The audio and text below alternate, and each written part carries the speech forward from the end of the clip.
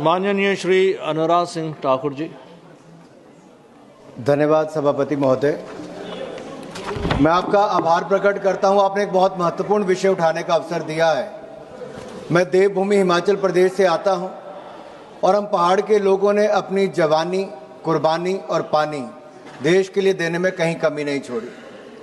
आज से 50 साल पूर्व, 50 साल से ज़्यादा हो गए, जब पौंग डैम के बनाने के लिए उस समय की कांग्रेस सरकार ने कहा था 20,772 परिवारों के 339 गांव से उनको खाली करवा दिया गया।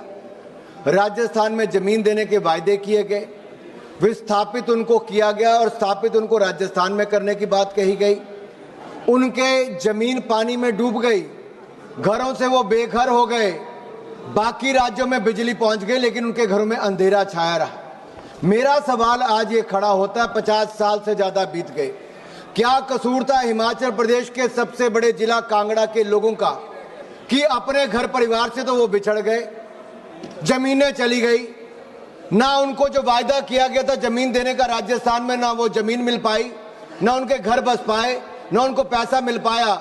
आज भी 6,700 से ज्यादा परिवार इंतजार कर रहे हैं जमीन मिलने का, स्थापित होने का।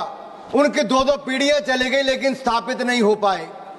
क्या ये देश में सही हो रहा है? मैंने एक आपके सामने, कितनी सरकारें आकर चलेगी, मैं भाजपा कांग्रेस की बात नहीं कर रहा, चाहे उस समय कांग्रेस का निर्णय रहा होगा, लेकिन राजस्थान में एक के बाद दूसरी सरकार आकर चली गई। लोग अपनी जेब से पैसा खर्च करते हैं राजस्थान जाके अपनी जमीन को ढूंढने के लिए।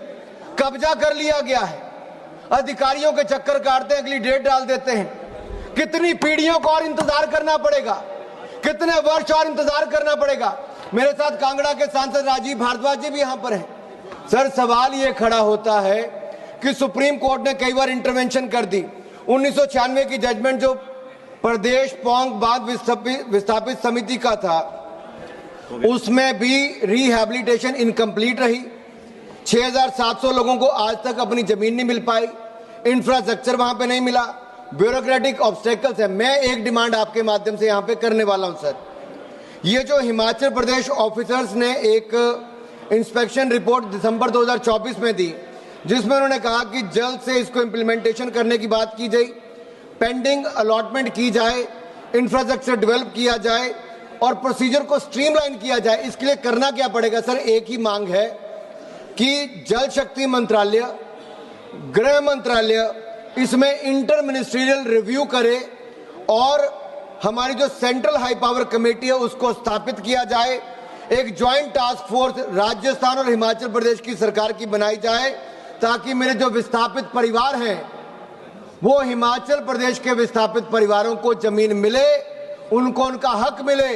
अगर सदन को लगता है कि विस्थापितों को उनका हक मिलना चाहिए, तो मैं चाहता हूं आप भी मेरे साथ संबंधित होकर कहें, क्योंकि माननीय राजीव भारद्वाज जी कांगड़ा के सांसद हमारे साथ हैं। धन्यवाद। अगर लगता है तो हम आपके माध्यम से इस मांग को रखते हैं सर। धन्यवाद। धन्यवाद जी।